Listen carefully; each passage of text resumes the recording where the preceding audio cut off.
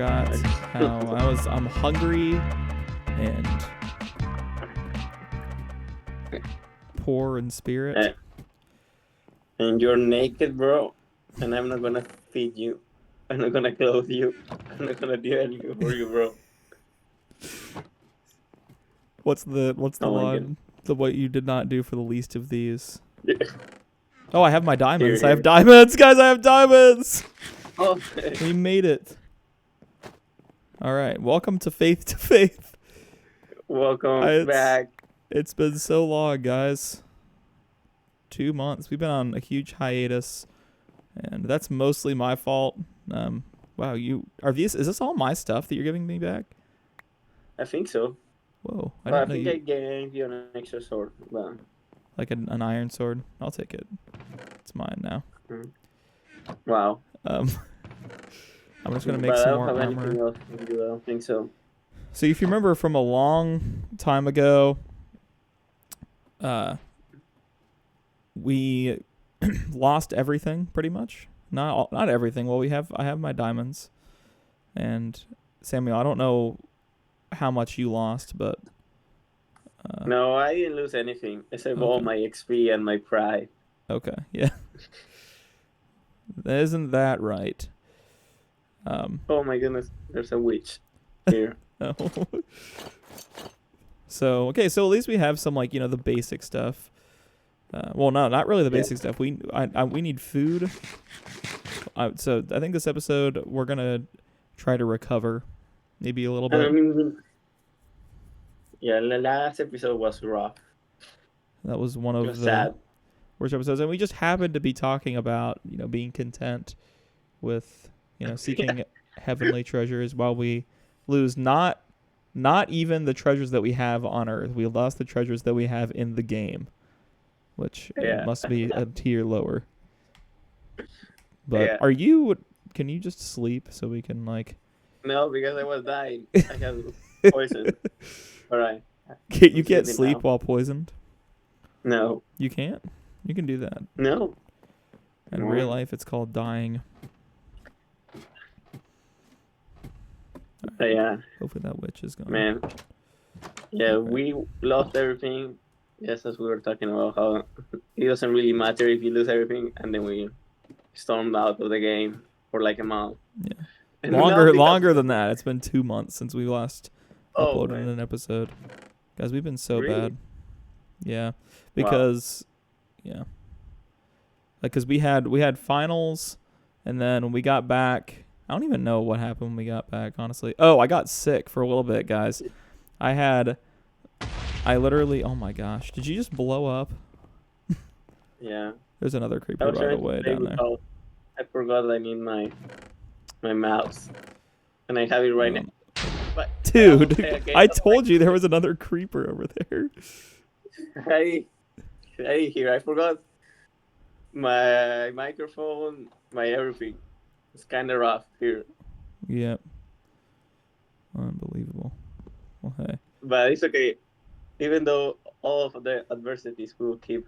Hey, at least it's a little bit safer in South America since last time we That's talked. true. Well, isn't it great? Yeah, they're doing like the most important event in South American history of this Wow. of this millennium since we last recorded. Really the most important event. Well, I feel like the end of the Venezuela dictatorship. Wow. So guys, take it from an actual South American, okay? It's good news, guys. I don't think we're gonna put this in the episode. We don't want to make ourselves into. We don't want to turn into Jeff Durbin. Or what's we don't want to. What's the other guy's name? Like super political. There's another guy that does that. Super political YouTuber. Christian. Doug Wilson. Yeah, Doug Wilson. Yeah, that's what I was thinking of. Yeah, we're not Doug Wilson, guys. We believe in we the are Bible. Baptists. Yeah, we believe in the Bible. Oh, okay. I thought it was another creeper. Just for so uncalled for. I love that. All right. Wow. But you have to turn the other cheek. Which, speaking of that, we're not doing that. All right, welcome back, guys. So here's the deal. So it's been a while since we've cracked open the scriptures together, and honestly, some of you probably have forgotten where we left off. But we just talked about it. We left off talking about about anxiety and about the fact that Jesus promises us that the Father will give us everything that we need, and He will sustain our life as long as He wills, and that we should just seek the kingdom first, and everything else will be added to us that we need. Now, we discussed that, but then there's a little bit of a shift, and there's a chapter break. Of course, the chapter breaks weren't original to the text, but this chapter break's actually pretty good because it goes into a completely new section. And so let's go ahead and read that together. Matthew 7, 1 through 12. I'm going to pause while I was just tree hopping a moment ago. Wasn't really that important. I think I'm safe right here. All right. Matthew 7, 1 through 12. Do not judge so that you will not be judged. For you will be judged by the same standard with which you judge others, and you will be measured by the same measure you use. Why do you look at the splinter in your brother's eye, but don't notice the beam of wood in your own eye? Or how can you say to your brother, let me take the splinter out of your eye, and look, there's a beam of wood in your own eye? Hypocrite, first take the beam of wood out of your eye, and then you will see clearly to take the splinter out of your brother's eye. Don't give to dogs what is holy, or toss your pearls before pigs, or they will trample them under their feet, turn, and tear you to pieces. Ask, and it will be given to you. Seek, and you will find. Knock, and the door will be opened to you. For everyone who asks receives, and the one who seeks finds, and to the one who knocks the door will be opened to him. Who among you, if his son asks him for bread, will give him a stone? Or if he asks for a fish, will give him a snake? If you then, who are evil, know how to give good gifts to your children, how much more will your Father in heaven give good gifts to those who ask him? Therefore, whatever you want others to do for you, do also the same to them. For this is the law and the prophets. What a great passage. Yeah, it's a good passage. And it's also an interesting passage to understand the flow of argument. Seems like Jesus just puts like a lot of 4 different topics together. What do we think about this before we get into like the depths of this passage? What do you think is the? Yeah, I think that Jesus is going through a lot of topics, but it's possible because if you look at Luke, at the Gospel of Luke, chapter 12, you see some of the aspects of the Sermon on the Mount preached, and then other ones aren't.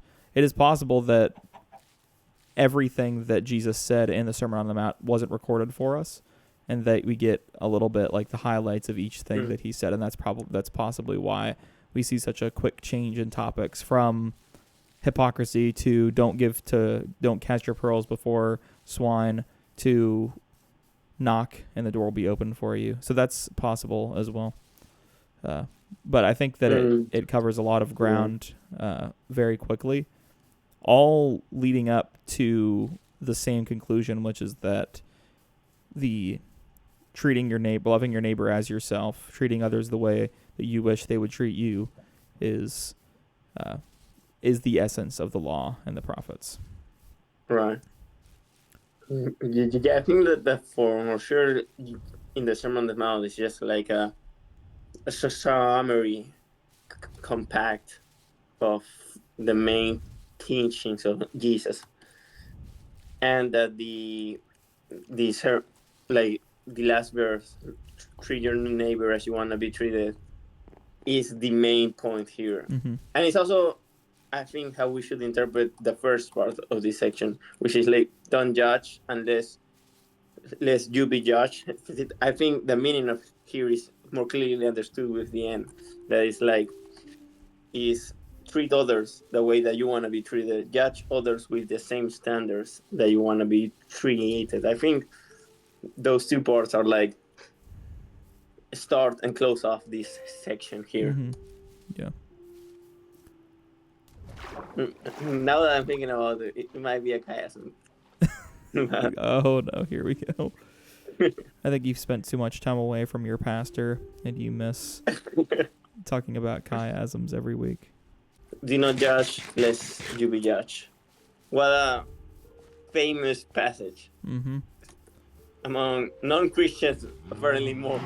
Yes, than you among could Christians. argue that, at least in the United States, maybe you could speak to outside the United States, but I think you can make an argument that this is the most famous verse in the entire Bible, Matthew 7, verse 1. You can make an argument, certainly. I mean, obviously, of course, John 3:16 and everything, but man, this passage is so well known and it's used so wrongly. It's almost like John 8:32, the truth will set you free, is usually interpreted as, like telling the truth will set you free, when of course Jesus is talking about the truth of the gospel, the truth about Jesus will set you free. But interestingly, in this passage is used in the modern age to say, stop judging me, Christian, stop telling me to repent from my sin. You don't judge lest you be judged. And of course, that is a complete misunderstanding of what the passage is trying to say. Yeah.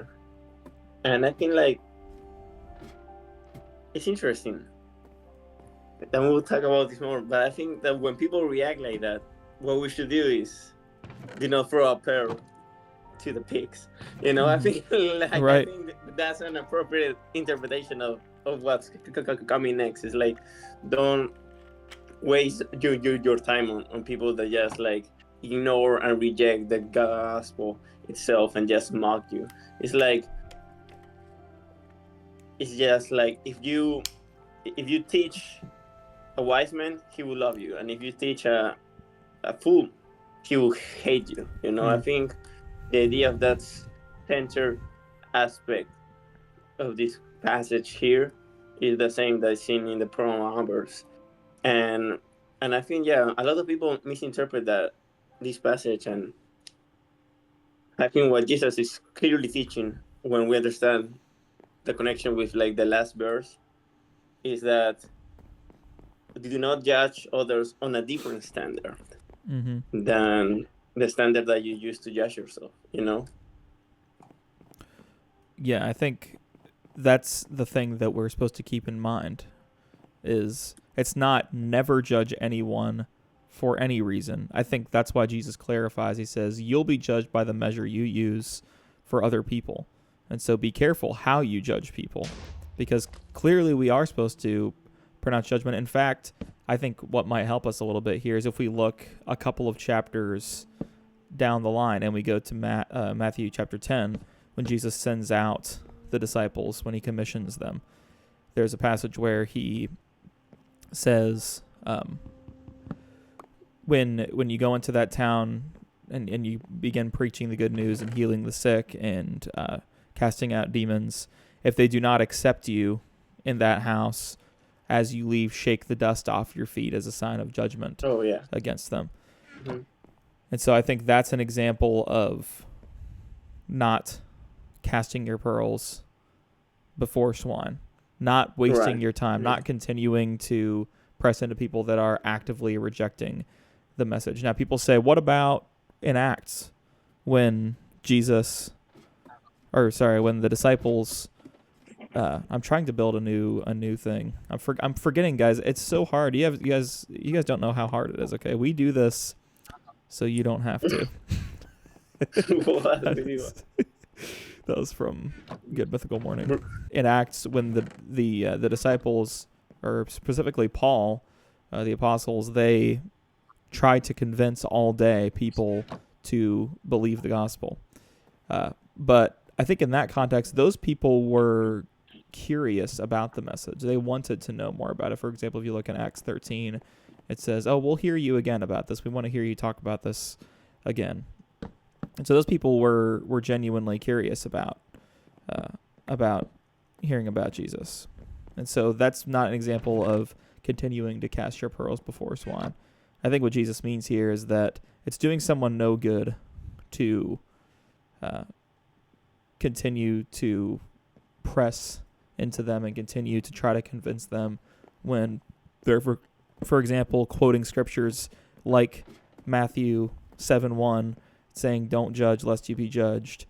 When they're quoting something like that at you and they don't seem to really care about the text, that's indicating that their heart is hardened and that they don't want to hear the message. And so continuing to speak with them about these things isn't doing them any good. And what you need to do at that point is simply pray for them and hope that the news of judgment that's coming will create the fear of God in them.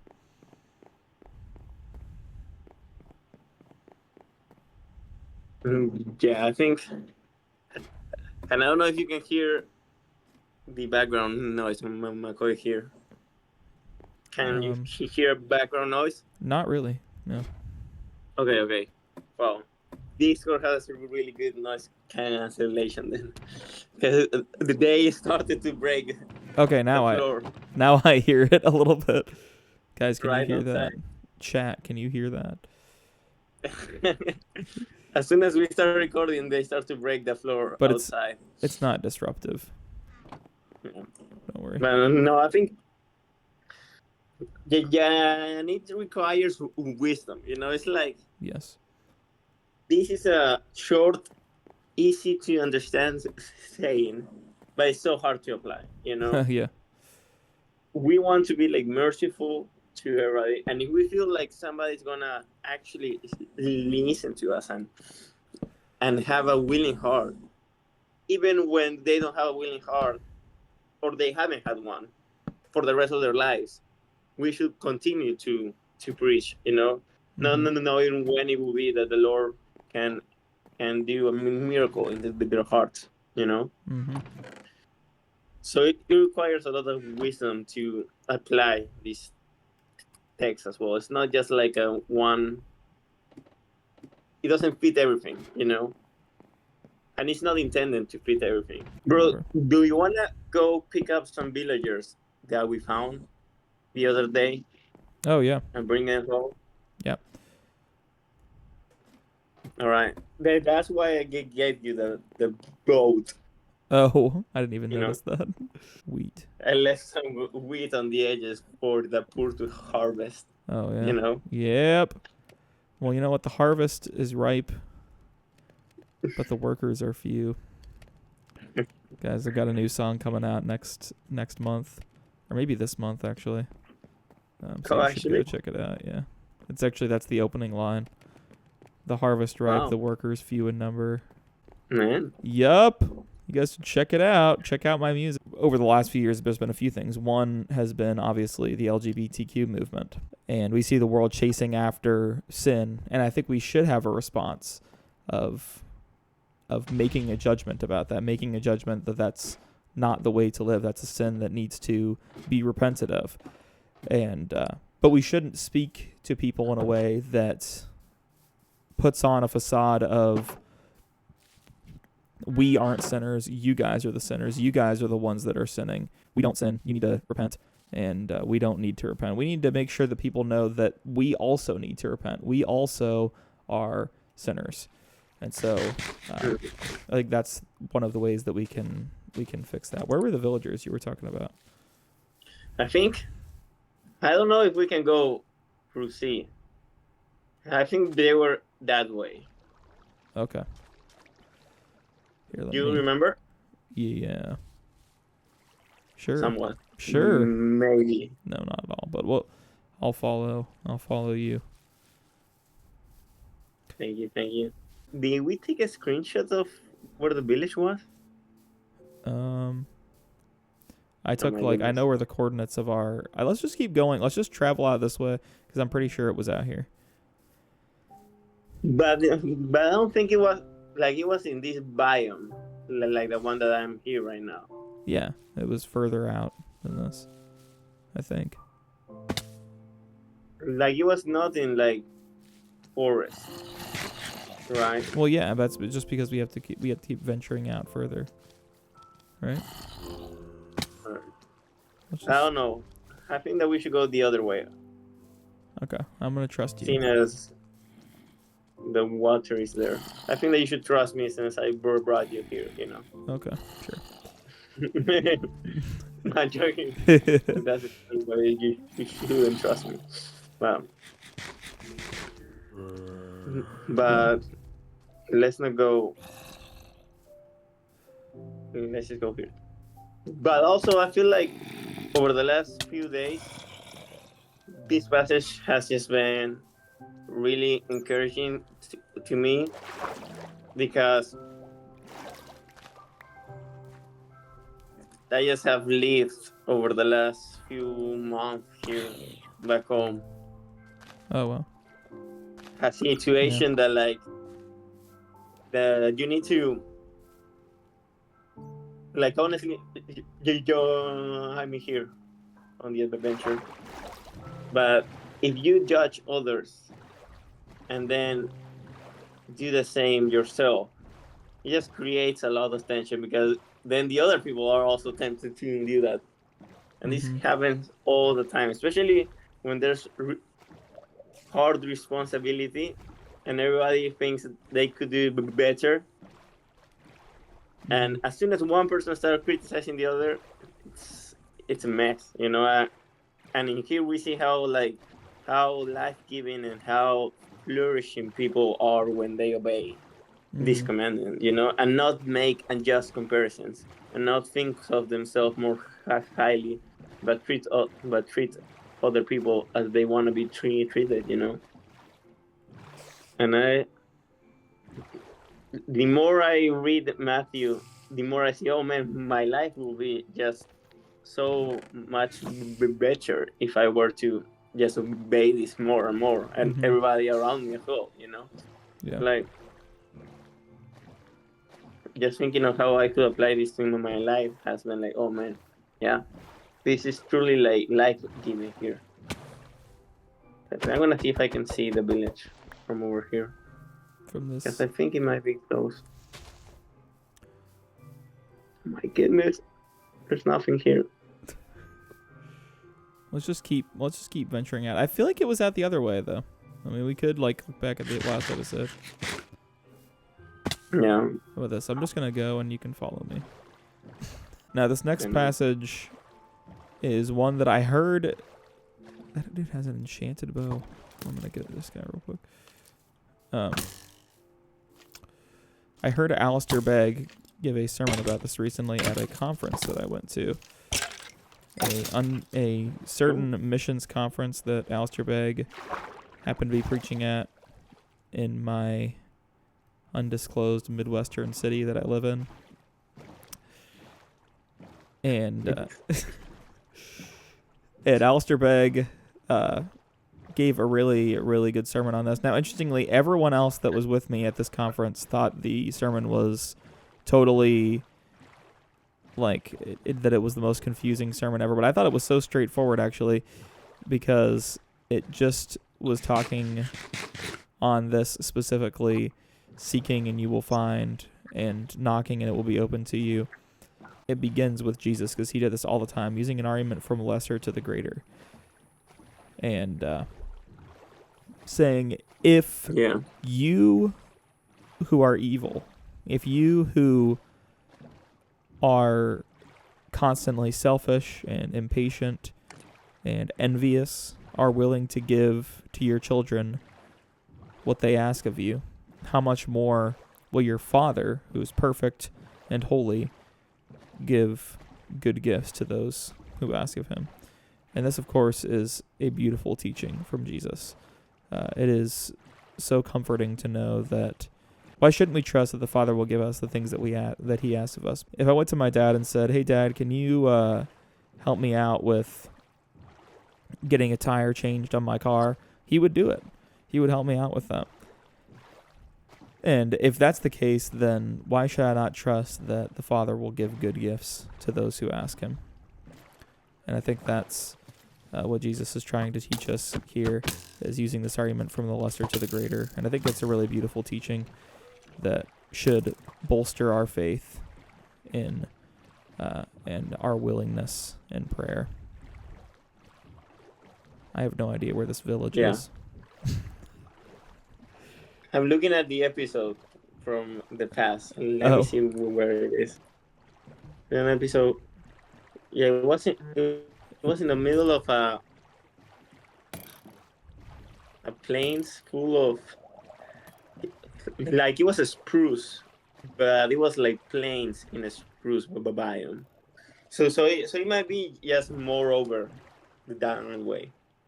But yeah, I'm wondering if you look at the coordinates at any point,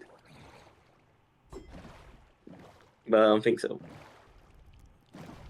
But anyway, I'm really scared of this creature. There's a something's throwing harpoons down here. You just got absolutely destroyed. Bro, you just died. That's what it was. Oh my goodness! Are you kidding me? No, look like. Oh my goodness! You can get back. Can you find all my stuff? Yeah, I've got it. Yeah, this is such a. As I was reading this passage this week, I'm like, man, I have to pray more. I mean, it's so obvious. Like God is good, and He loves us. Like, why not pray more? Why not ask Him? He's all powerful, you know. Like we hesitate to pray. I think, especially in our generation, because we're so entertained all the time by everything, like on the internet and everything. Like, we're so used to scrolling or being on YouTube or watching a show or whatever, that we, like, prayer just seems like so boring and so like monotonous. And like the same, Dr. Whitney would say, like, you feel like you're saying the same things about the same things every time you pray. And it just feels like, oh my gosh, like I'm not getting anything out of this. It just feels so pointless. But I think what we have to learn is that there's a great parable in the Gospel of Luke, and I can't for the life of me remember where it is. But I'll leave in a description to this sermon in the description, and to the Alistair Begg sermon, because these are more helpful than what we're saying, because these two guys have more experience than we do teaching Scripture. But Herschel York has a great sermon about a similar passage, which is, the parable of the friend who goes at midnight and knocks on his friend's door asking for bread. Remember that? He's like, hey, I need bread. He goes and knocks on his door at 2 a.m. or whatever. And it says, not because he's friend, but because of not because he's his friend, but because of his shameless persistence, he gets up and gives him whatever he needs.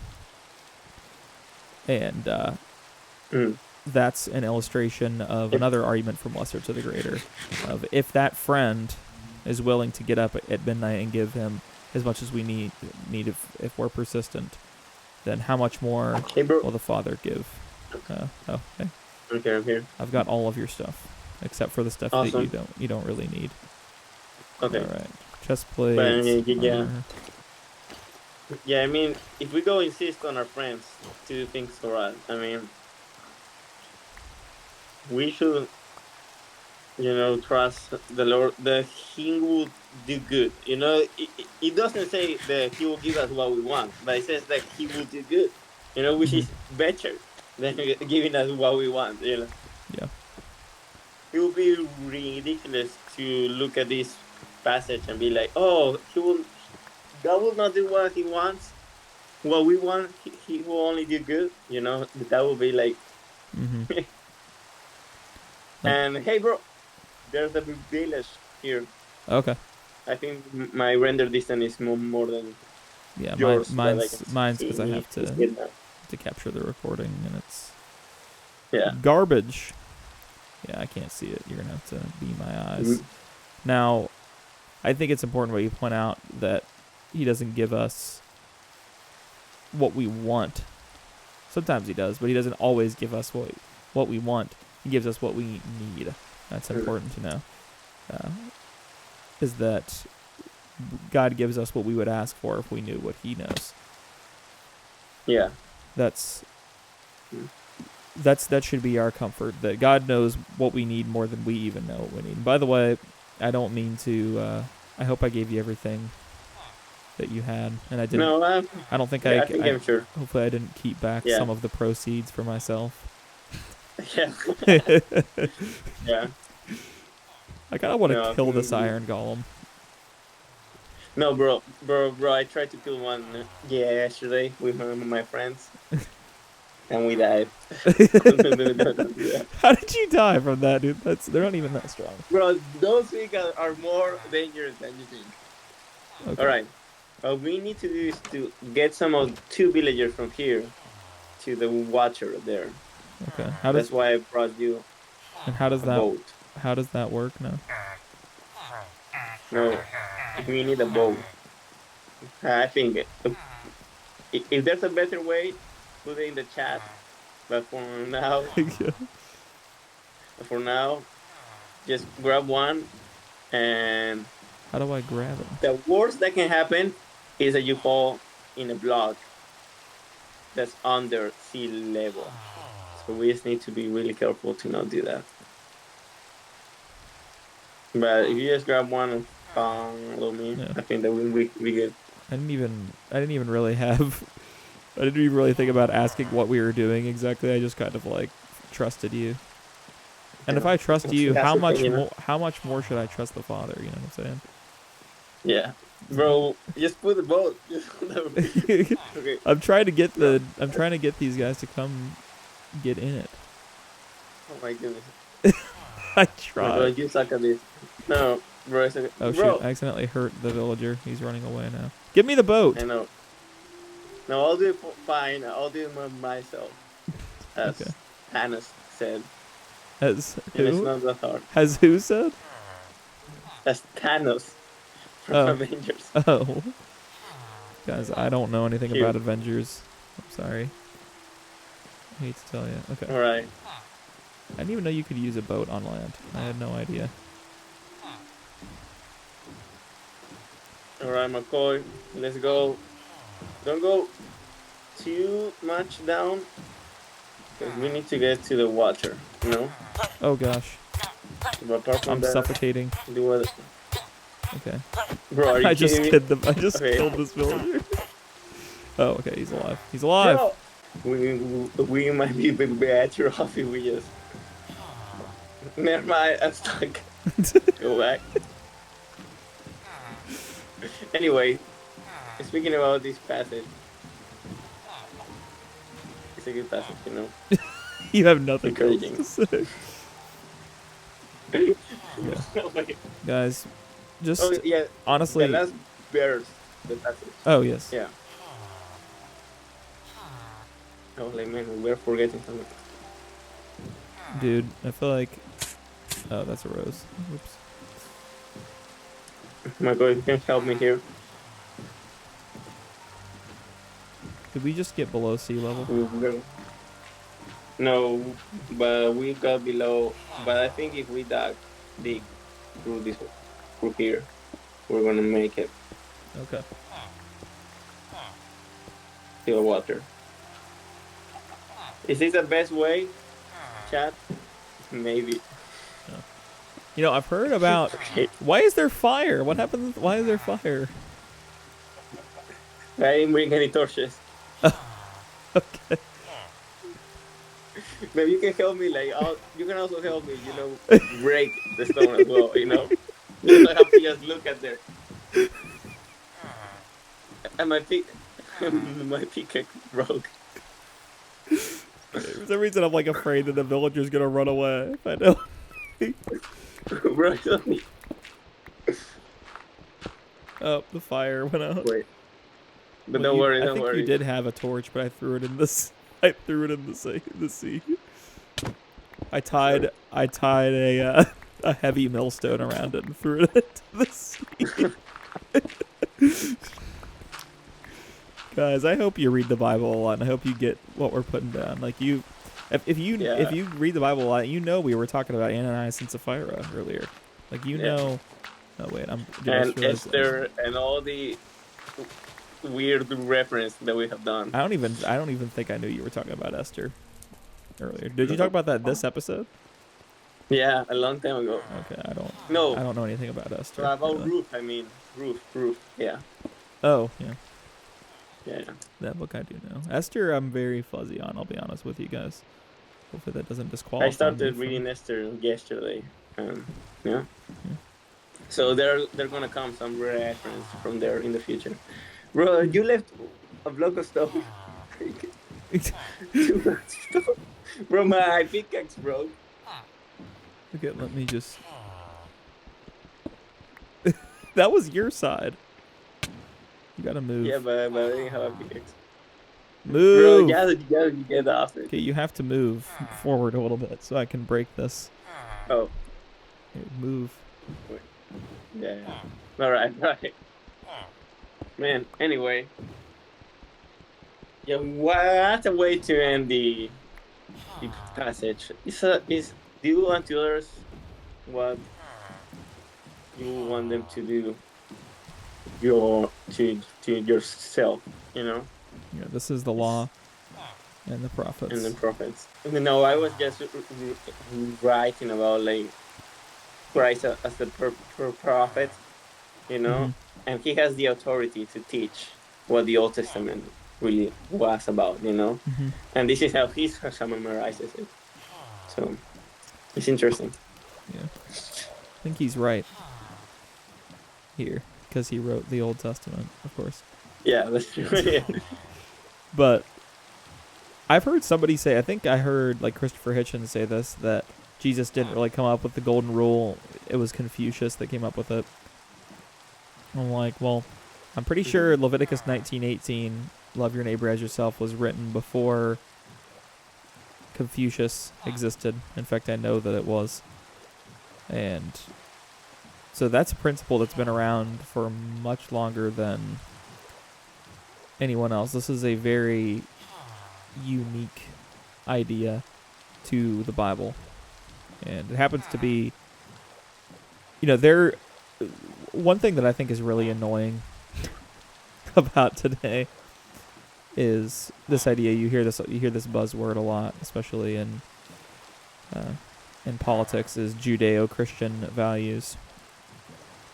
And it's like, because you hear about like, how, these values that you find in the Bible, it might not all be like Christian, but it has Christian values, and it's good for society. It's like my concern about Christianity is not whether it's good for society, but whether it's good for people's eternal destiny. And it happens to be that it is. And so, but I do think this is an example of one that it is good for society. This particular passage that teaches that you should do whatever you would have others do to you. I think that is an example of something that is good for people to follow, regardless of what you believe, regardless of what your where you live in the world. I think this is a universal rule that leads to the flourishing of society. Now, that's not our main concern, but what it does even more than that, that's even more important than that, is that it's a mark of the fact that we love one another, the fact that we're disciples of Jesus. When we do this, it shows that we love one another, and that is how we prove to be Jesus' disciples according to Jesus' own words. And so I think that's why Jesus points us out as a main point in this passage we talked about today. Yeah, and it's it's so easy to understand. It's so logical, and at the same time, oh my goodness, McCoy. What? I was about to not treat you as I want to be treated. But what an idiot, bro! What a fool! You brought the villager back. What? What was it supposed to do? Into land. In the middle of the night. I did? Or you left it right next to the mainland. He's gone. Don't know what. He's gone. I Dead. don't think I did that on purpose, at least. No, it's okay. It's okay. It's okay. So I guess. I just completely. What exactly are we doing with these guys though? That's my one question. Well, I was thinking that maybe next episode we can build like a house for them, and then we can trade with them because this is the way to get like mending, Okay. which repairs your armors. Okay. Huh. Interesting.